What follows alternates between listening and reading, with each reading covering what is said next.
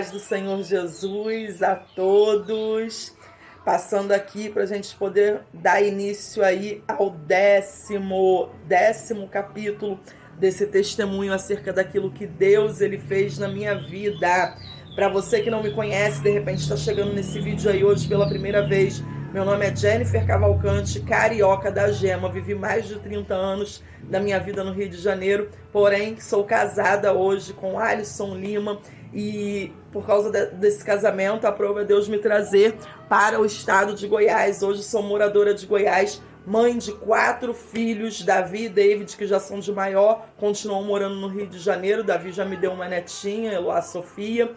E tenho a minha princesinha, Késia, que faz 9 anos esse ano, se Jesus não voltar até lá, ela fará 9 anos. E meu Luquinha, que vocês acompanham aí na abertura, esse pretinho totoso de mamãe, que está com 3 aninhos e é o meu filho do meu casamento, porque Deus, quando ele faz completo. Deus, ele é fiel. Então, hoje aqui nós vamos estar falando, irmãos, vamos dar continuidade, né? Eu cheguei no capítulo passado, eu falei aí do carrinho que eu tomei, e nós vamos dar continuidade aí a partir dessa parte, né? Que nós estávamos falando. Vou dar início aqui hoje com uma palavra que se encontra em Eclesiastes, capítulo 5. O bom seria ler o capítulo todo, mas o nosso tempo ele já é bem reduzido, né? Então, se eu for ler o capítulo todo, vai ficar demais. Mas para que você possa entender pelo menos um pouquinho do que eu vou falar no decorrer desse vídeo, eu vou estar lendo aqui até o versículo 7. Eclesiastes, capítulo 5, do 1 ao 7, que diz assim, a versão a qual eu estou lendo é a NVI, e diz assim: quando você for ao santuário de Deus, seja reverente. Quem se aproxima para ouvir é melhor do que os tolos que oferecem sacrifício sem saber que estão agindo mal. Não seja precipitado de lábios, nem apressado de coração, para fazer promessas diante de Deus.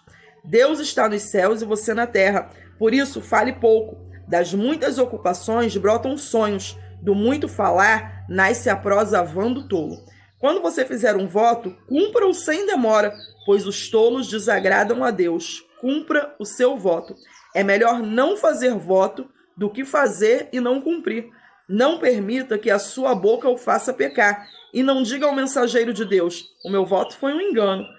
Por que irritar a Deus com o que você diz e deixá-lo destruir o que você realizou? Em meio a tantos sonhos absurdos e conversas inúteis, tenha temor de Deus.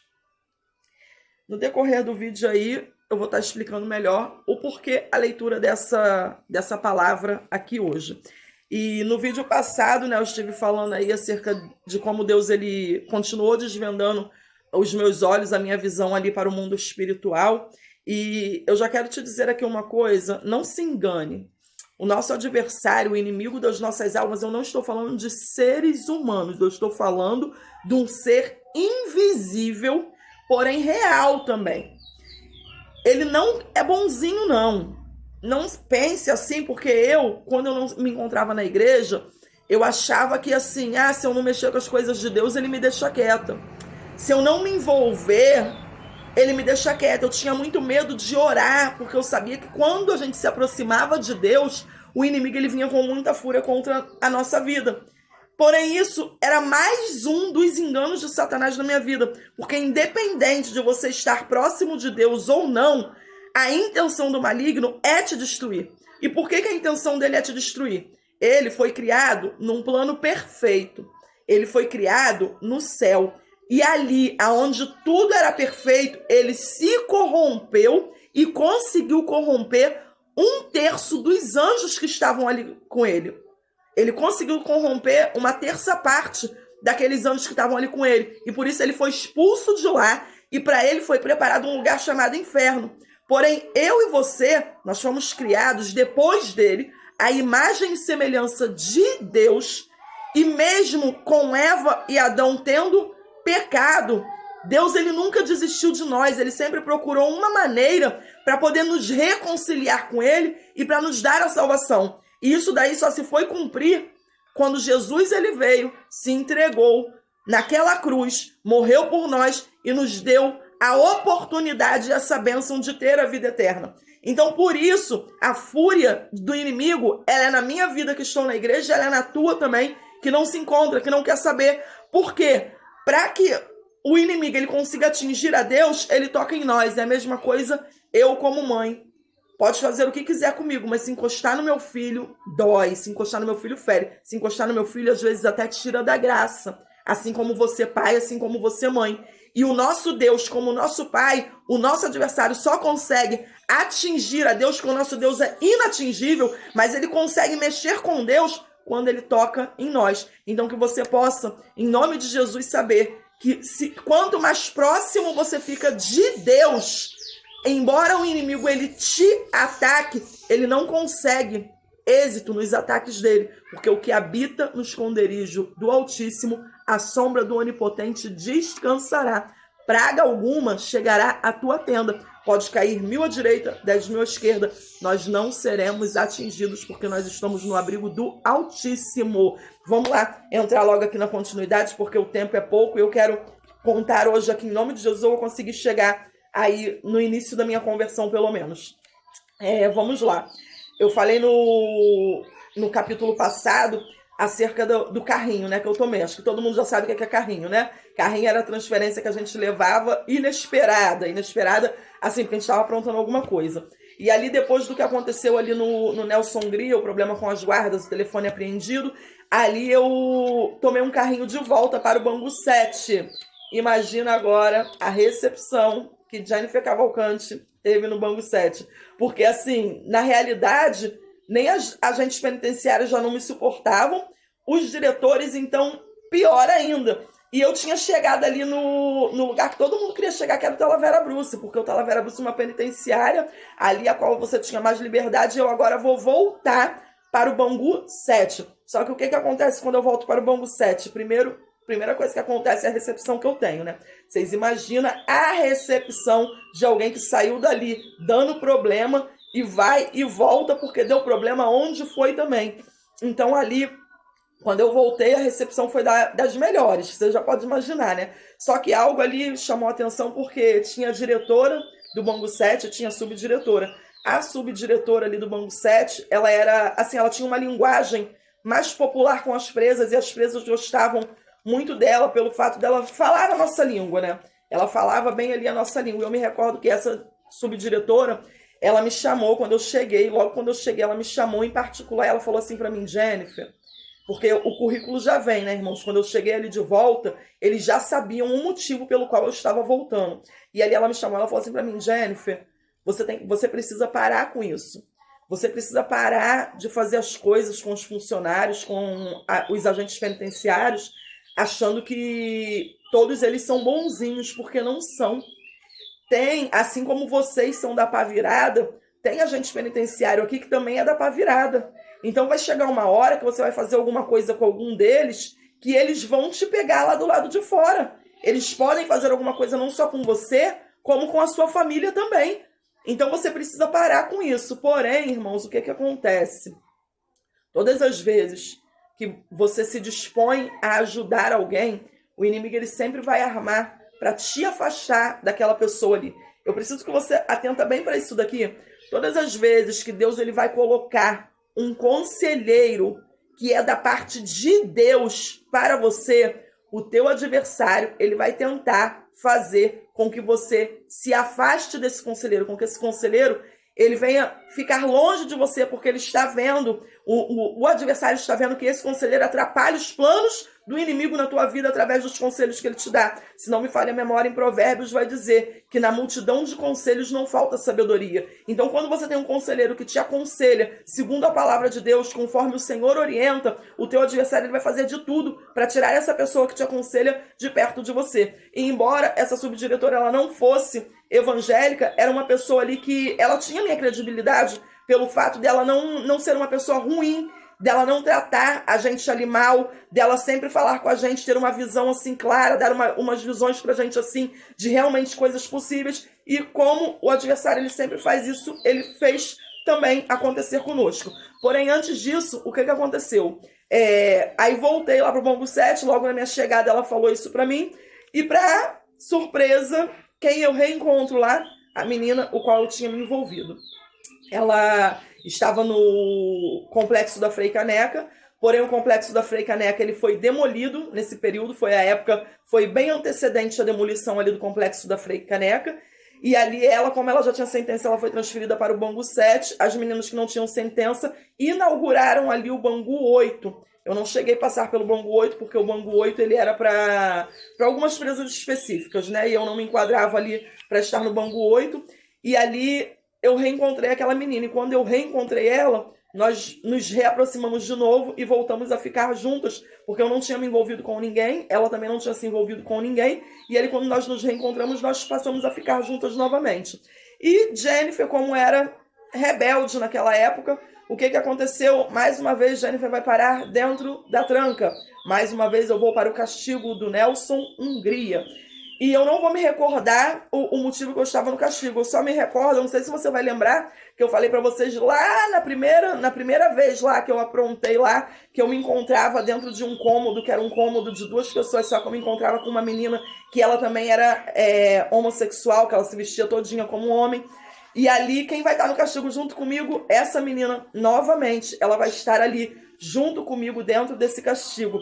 E ali nós vamos ter a brilhante ideia, dentro desse castigo, de fazer algo ali para poder dar brecha para Satanás, né? Porque, igual o meu pastor, ele sempre diz, não meu pastor atual, meu pastor do Rio de Janeiro, ele fala que crente desligado não presta. E é verdade, porque se nós não estivermos ligados na videira, se nós não estivermos ligados no Senhor, a gente não presta para nada. Nós precisamos estar ligados para Ele para que nós possamos ser alguma coisa e fazer as coisas conforme Ele ordena. E ali, antes da gente aprontar, o que aconteceu? Uma das irmãs, essa daí eu posso citar o nome aqui, não vai me processar, varoa de Deus. A Kelly, irmãos, a Kelly, ela já era cristã ali. A Kelly hoje ela é advogada formada, já exerce ali a advocacia. A Kelly, ela é pastora também, pastora formada, mas nesse período a Kelly, ela se encontrava ali dentro, né? A Kelly, ela estava ali dentro e ela era líder das irmãs ali dentro. E ela, uma vez ela chegou lá na tranca, ela estava trabalhando, acho que ela estava entregando comida, não me recordo muito bem. E quando ela chegou ali na tranca, ela virou para mim e ela falou assim: Jennifer, nós estamos orando pela sua vida. E eu, muito abusada como eu era, eu falei para ela assim: parabéns para vocês. Vocês fazem parte da comunidade da minha mãe que ora por mim sem cessar. Mas eu não agradeci a oração, não coisei, assim, de um jeito bem abusada mesmo, sabe? Para poder tentar repelir. Você que já é cristão, que está me assistindo aí, eu quero te dizer uma coisa: pessoas que se rebelam contra você, que te dão uma resposta, que te perseguem, falam mal de você, se levantam contra a tua vida, isso daí na realidade é um pedido de oração oculta. Essa pessoa, ela precisa da tua oração. Se ela falar para você: não ora por mim, não precisa orar, não precisa clamar, continua orando, porque ela está necessitando da tua oração. Ela precisa da tua oração. E ali essa menina, ela se retirou dali, eu não me recordo quanto tempo foi depois que ela falou isso comigo, mas eu sei que eu e a menina que estava comigo lá nessa tranca, se não me falha a memória, nós estávamos em 3 na tranca nesse dia. A tranca ali do Nelson Hungria era diferente da tranca do Talavera Bruce, porque a tranca do Nelson Hungria, ela comportava até 6 presas em uma mesma cela. E ali, se não me falha a memória, nós estávamos em 3. E ali nós tivemos a brilhante ideia, eu não sei, não sei quem é que pode ter tido essa ideia, não recordo se foi mesmo essa pessoa que teve essa ideia, porém, mais uma vez, como o diabo, ele cega o entendimento. Gente, entenda aqui uma coisa: o adversário, diz a palavra de Deus, ele cegou o entendimento de muitos. Infelizmente, tem muitas pessoas, até mesmo dentro da igreja, que estão com o entendimento cego, que não estão conseguindo enxergar. Mas eu quero declarar em nome de Jesus: Efatá, abra-se os seus olhos, caiam essas escamas que te impedem de ver a realidade do mundo espiritual, a realidade em Deus, que caia por terra em nome de Jesus. E ali, como a pessoa que não tem Jesus, a pessoa que não quer saber de Deus, ela é uma pessoa cega. Mais uma vez, irmãos, mesmo eu já tendo passado pelo que eu passei, nós tivemos a brilhante ideia de tacar fogo ali no colchão, naquele lugar. E ali nós pegamos, colocamos o colchão na grade, tacamos fogo, só que dessa vez a situação ela foi muito mais séria, porque nós quase morremos naquele lugar. Eu e as 2 meninas que se encontravam comigo na tranca, nós colocamos o colchão na grade e tacamos fogo. E ali as guardas, elas tiveram dificuldades para poder abrir o cadeado. Elas vieram com aquele negócio extintor e apagaram, mas quando nós saímos de dentro daquela cela, nós já saímos tossindo muito, porque a gente tinha inalado muita fumaça. Nós tapamos as entradas de ar com o colchão e tacamos fogo. Então, assim, o diabo, ele cega o entendimento. O plano de Satanás, o nosso plano era chamar a atenção dos guardas, mas o plano de Satanás, como sempre, era tirar a nossa vida, era nos matar da forma que a gente estava, para que nós pudéssemos ir para o inferno que foi feito para ele, para que nós pudéssemos estar ali junto com ele. Mas glórias a Deus que preservou a minha vida e hoje eu me encontro aqui lutando para poder chegar no céu. E ali as guardas conseguiram tirar a gente. Quando tirou, tinha um pátiozinho assim do lado de fora, que era o lugar ao qual a gente tomava banho de sol ali. E quando pegou, que a gente foi para aquele pátio ali, vieram muitas guardas, porque o negócio foi sério. E ali quem estava de plantão nesse dia era essa subdiretora. E ali a subdiretora, ela veio, ela ficou irada, porque assim, no plantão dela, aconteceu uma coisa dela, ela sempre tratou muito bem a gente. E ali, o que o inimigo fez? Naquele dia ali, eu quase caí na mão com a subdiretora, porque ela era doida também. Ela era doida, ela arrancou sandália, me chamou pra mão, eu chamei ela pra mão, e ela arrancou sandália e não ficou pra trás não, mas as guardas ali não deixaram. E com isso, eu parei de conversar com ela. Eu já não conversava com ela, o que ela falasse pra mim já não... Foi mesmo o inimigo afastando, e ela tomou pânico da minha cara, ela tomou ódio da minha cara, depois de que isso aconteceu. Mas como o Senhor, ele é bom, o diabo não presta. Ali voltei, teve esse episódio, e depois que eu saí da tranca ali, eu voltei ali para o convívio das meninas junto com aquela mulher ali, a qual eu me encontrava. Algo que eu preciso te dizer aqui, eu acho que eu já cheguei a falar aí, não me recordo bem se eu falei nos primeiros vídeos aí do testemunho, é que eu tinha medo do diabo, gente. Como eu terminei de relatar aí no início desse, acho que eu já falei isso aqui. Eu tinha medo do inimigo, eu não orava porque eu não me colocava de joelhos para poder orar, porque eu sabia que se eu me colocasse de joelhos para orar, o inimigo ia se levantar contra a minha vida, e eu não queria compromisso com Deus, eu não estava disposta a servir ao Senhor, a estar na presença do Senhor. Quando eu me encontrava lá em Magé, eu acho que eu não falei isso daqui no início não, mas quando eu me encontrava lá em Magé, afastada da presença do Senhor, eu... tinha uma menina lá, que essa menina ela caía endemoniada.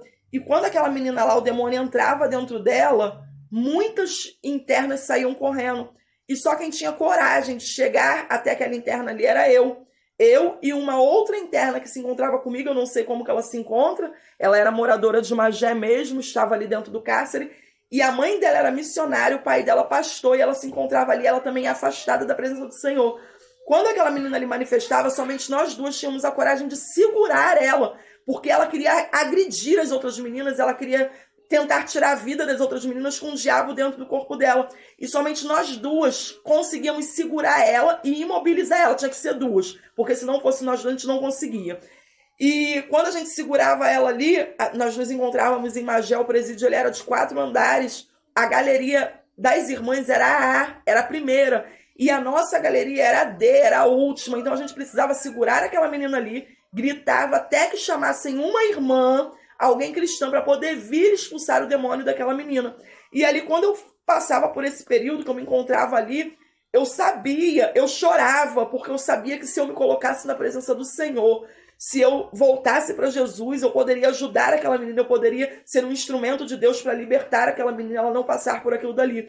Mas, infelizmente, eu não queria compromisso com Deus. Eu achava que eu poderia, mesmo embora o Senhor ele tenha me avisado desde o primeiro dia que eu entrei dentro do cárcere, Deus ele tenha me avisado que era a minha última chance. Eu não queria compromisso com Deus, eu não queria me render aos pés do Senhor. Isso daqui é algo muito, muito delicado que nós temos vivido nos últimos dias, porque não adianta eu orar.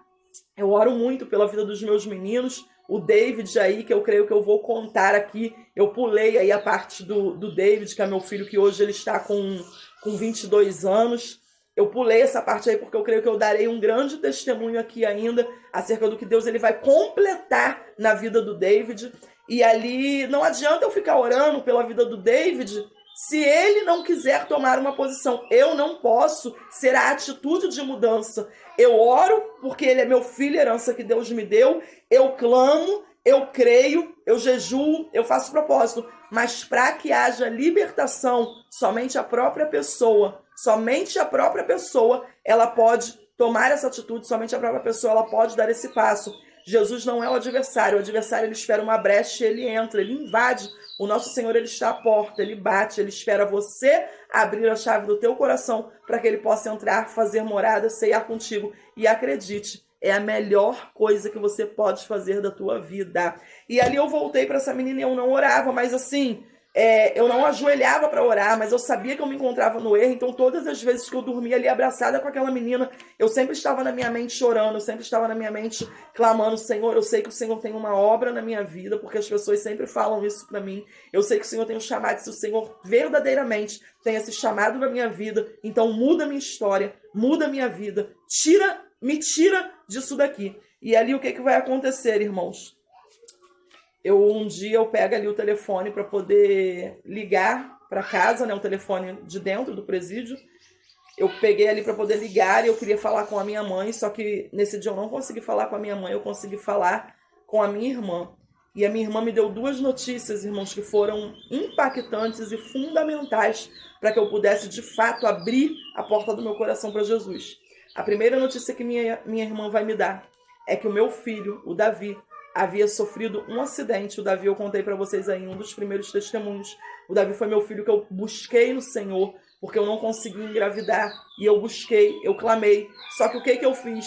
Eu fui lá e falei para Deus: me dá um filho. E tipo Raquel falou para Jacó: me dá um filho, senão eu morro. Só que eu não falei senão eu morro. Eu cheguei diante de Deus, na presença do Senhor, e falei para o Senhor: Senhor, me dá um filho. Se o Senhor me der um filho e eu não for fiel ao Senhor, o Senhor pode tirar o meu filho ou arrancar as minhas pernas. Gente, eu preciso contar isso daqui. E quando eu me encontrava no mundo, ainda no meio, na rua, né, assim, antes de ser preso, um período antes de ser preso, eu cheguei a frequentar alguns centros espírita, não espírita de kardecismo, umbanda, não sei qual banda era não, porque eu não me aprofundei, mas eu cheguei a frequentar. E ali teve uma vez que eu cheguei dentro daquele lugar e aconteceu uma confusão ali, porque eu acho que ali o pessoal não estava endemoniado de verdade não, estava endemoniado um pouquinho de mentira. E eu fiz um escândalo, eu fiz um barraco, eu xinguei aqueles povos ali de tudo quanto foi nome, falei um monte. Ali o cara que estava dizendo que estava incorporado com um espírito imundo, ele virou para mim e falou assim: eu vou quebrar tuas pernas. E vocês sabem o que Jennifer fazia? Jennifer parava no meio da encruzilhada, sambava e dizia: quebra aí minhas pernas que eu quero ver. Sem proteção de Deus, sem nada, numa zombaria. E ali tinha sido algo que eu tinha falado para Deus. Quando eu queria o meu filho, eu falei: se o Senhor me der um filho e eu não for fiel, o Senhor pode arrancar as minhas pernas ou o Senhor pode tirar o meu filho. E daí já eu vou entrar aqui no que a gente acabou de ler no início aqui desse vídeo. Foi o capítulo que a gente acabou de ler, mas deixa eu concluir aqui essa parte. E ali a minha irmã, ela me deu a notícia nessa ligação de que o meu filho, o Davi, ele tinha sofrido um acidente e ele tinha tomado não sei quantos pontos por dentro, mas não sei quantos pontos por fora. Tamanha a gravidade do acidente que foi. Ele, se não me falha a memória, foi debaixo do braço. Ele tem a cicatriz até hoje, debaixo do braço ali, que abriu, e abriu feio mesmo. E ali eu fiquei assim, sabe, uma sensação de impotência de uma mãe. Se nós que somos mães, a gente, quando o nosso filho tem algum problema, a gente já fica desesperado, a gente quer transferir aquela dor ali do filho pra gente. Imagina você, uma mãe, dentro de um cárcere, sabendo que o seu filho passou por algo tão terrível e você não estava ali para poder socorrer, você não estava ali para poder acudir. Só que junto com essa notícia, como Deus ele é perfeito, chegou a notícia seguinte: escuta isso daqui que eu tenho para te dizer, porque ainda há profeta em Israel, ainda há profeta na terra. Junto com isso, a minha irmã falou assim para mim: olha, a minha irmã não sabia, ela não sabia do que tinha acontecido, do propósito que eu tinha feito com Deus, do que eu tinha falado para Deus quando eu queria muito ter o meu filho. E ali a minha irmã falou assim: olha, tem mais uma coisa para poder te falar também. Minha mãe estava sentada aqui no portão, veio um homem que nunca viu minha mãe na vida e falou para minha mãe assim: olha só, a senhora tem uma filha que está presa, não tem? E a minha mãe olhou para a cara dele e falou: tenho. Deus manda dizer para ela ler Eclesiastes capítulo 5. Gente, o meu mundo ele já desabou quando eu tive a notícia do acidente que meu filho sofreu e eu não pude socorrer. E ali eu fiquei triste, eu fiquei desesperada. E para completar, eu fui lá, peguei a Bíblia, que eu falei para vocês que minha mãe já dorme no Senhor. Minha mãe, aonde eu estava, minha mãe levava essa Bíblia, e foi uma das primeiras coisas que minha mãe levou para mim, foi a Bíblia. Eu corri, peguei a Bíblia e fui ler Eclesiastes, capítulo 5. O que nós lemos aqui no início. Não se apresse com a tua boca na presença do Senhor. Se você fez algum voto ao Senhor, cumpre o teu voto. E ali eu vi como se meu filho ele estivesse escorrendo das minhas mãos. As minhas pernas, como até hoje, estavam boas, estavam perfeitas, mas eu estava correndo um grande risco de perder o meu filho. E quando toca, irmãos, quando toca nos nossos filhos, a gente se quebranta. Quando toca nos nossos filhos, não adianta. E a partir daquele momento, eu já não tive mais medo do diabo, eu não tive medo do que ele podia fazer comigo. Eu sei que eu me ajoelhei, eu clamei ao Senhor de uma maneira que eu nunca tinha feito antes, de uma maneira a qual eu nunca tinha me prostrado diante do Senhor assim. E ali eu me ajoelhei, eu clamei, eu falei, Senhor, eu não aguento. Eu não quero mais viver essa vida que eu estou vivendo. Eu não quero mais ficar da maneira a qual eu estou. E eu creio que naquele momento, qual eu me ajoelhei, eu me coloquei diante do Senhor através dessa dor que eu estava sentindo, porque era uma dor que estava me dilacerando, era uma dor que estava rasgando, a impotência de eu não ter nem mesmo podido socorrer o meu filho, de eu ter aquela notícia ali naquela hora e eu não poder correr para poder abraçar, para poder beijar, para ver como é que ele estava. E ali eu me rendi ao Senhor, eu me ajoelhei, eu orei, e o tempo já não nos permite.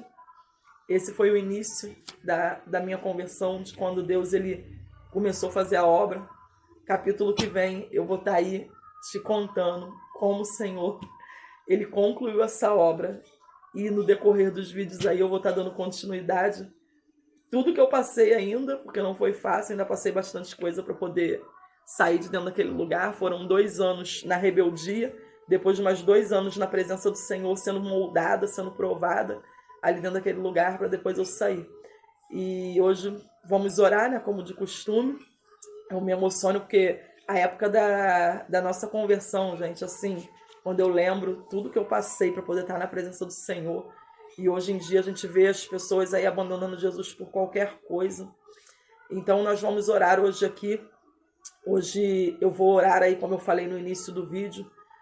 Nós vamos orar. A nossa oração hoje vai ser a seguinte: eu vou unir a minha oração com a sua. Você que está nesse vídeo aqui pela primeira vez, eu costumo orar no final do vídeo para poder ligar a minha oração com a sua, porque a Bíblia diz que quando nós concordamos em oração é feito pelo Senhor que está no céu. Nós vamos ligar aqui hoje o quê?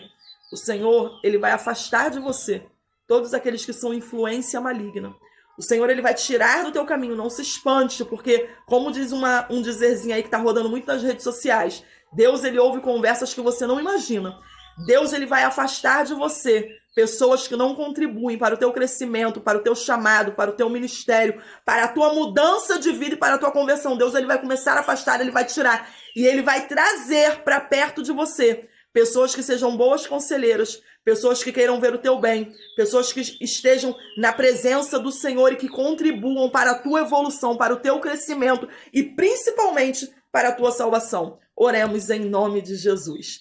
Pai, nós nos colocamos em tua presença uma vez mais. Senhor, eu quero aqui, meu Senhor, em concordância com este homem, com esta mulher, com este jovem, com essa adolescente, com esta pessoa que está aí nesse vídeo orando comigo. Eu quero orar e concordar, Senhor, porque a tua palavra diz que tudo que é ligado na terra é ligado no céu, e aquilo que é desligado da terra é desligado do céu. E nós queremos hoje desligar, Senhor, em nome de Jesus, no nome poderoso de Jesus, Senhor, toda influência maligna, através de amizades, através de ciclos de pessoas que não estão contribuindo para o bem, mas estão sendo usadas por Satanás na vida dele, na vida dela. Senhor, nós desligamos essa ligação. Se porventura existe algum pacto feito no mundo espiritual, nós queremos em nome de Jesus quebrar este pacto, quebrar esta aliança. Abre a visão dele, abre a visão dela, mostra quem é, afasta, tira, leva para longe, arranca com raiz e tudo a erva que tu não plantou, a planta que tu não plantou neste coração, nesta vida, nesta mente. Tira ora, meu Senhor da glória, porque o Senhor tem poder. Todo mau conselheiro, todo conselheiro de Satanás, todo aquele que está vindo disfarçado como se for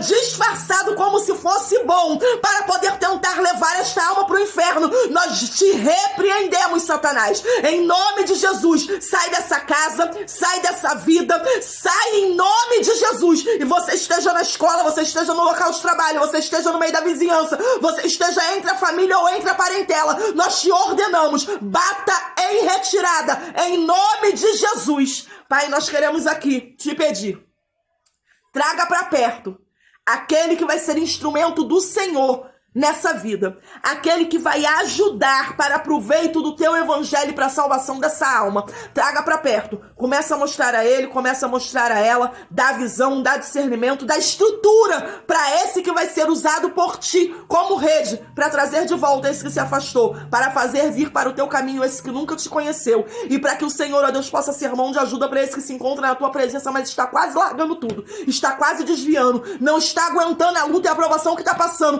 Traga para perto pessoas verdadeiras, pessoas que falem segundo a tua palavra, pessoas que deem conselhos segundo o Senhor, que sejam guiadas pelo teu Espírito Santo e que tenham, de fato, nascido novamente, verdadeiramente. Senhor, esse é o nosso pedido nesta oração de hoje, para que o teu nome seja glorificado, em nome de Jesus. Amém e amém. Aleluia. Ô, glória! Eu acho que hoje conseguimos aqui com o tempo. Aleluia. Irmãos, quero aqui agradecer, como sempre, aí aos meus intercessores. Gente, continue intercedendo, porque eu preciso muito. Vocês não têm noção. Às vezes parece uma coisa simples, mas a gente sabe que o mundo espiritual, ele é real, ele existe, a batalha tem sido travada, mas eu quero te agradecer todos os meus intercessores revelados, os meus intercessores ocultos, que eu creio em Deus, que ele tem levantado pessoas para poder estar orando, intercedendo por esse propósito, intercedendo por esse projeto. Quero pedir a você, se Deus ele falou contigo através desse vídeo, compartilha ele. Se você sabe de alguém que está passando por uma situação que esse vídeo vai edificar, que esse vídeo vai colocar de pé, compartilha esse vídeo aí. E eu me despeço aqui nesse 10º testemunho, e semana que vem a gente está aí com o 11º. Já nós estamos encerrando esse propósito e vamos encerrar aí todo esse testemunho para a glória de Deus Pai. Que Cristo ele possa te abençoar. A paz do Senhor Jesus.